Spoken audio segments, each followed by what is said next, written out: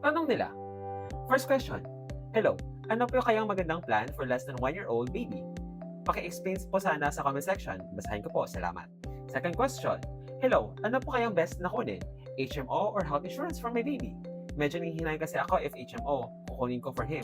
If health insurance, pwedeng mabalik yung premiums. Okay. Third, ano pong magandang insurance for baby? 2 years old po.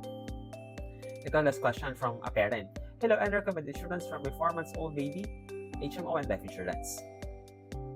So, nabasa naman natin, ano ba talaga mas maganda?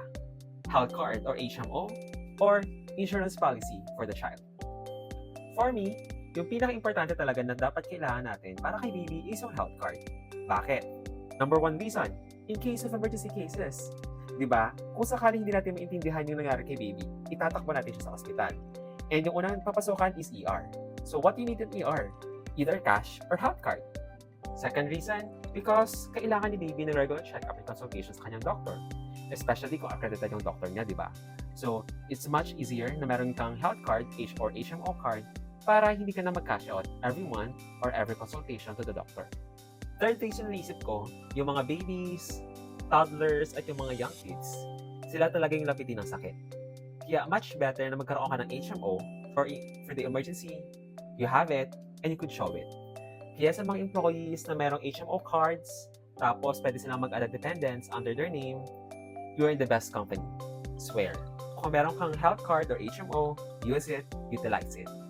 Second option man na itong si health plan. Bakit? Papasok lang sa picture si health plan kung sakaling critical illness or serious disease yung dumapong kay baby or sa anak natin.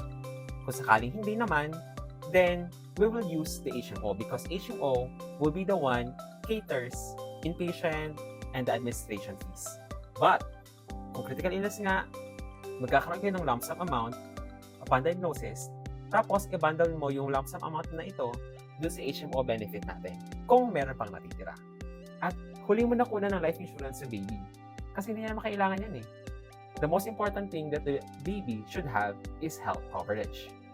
Then, yung life insurance coverage is, mas bagay yan sa parents or sa isang breadwinner or sa mga nagtatrabaho na. Ihuli mo na si life insurance.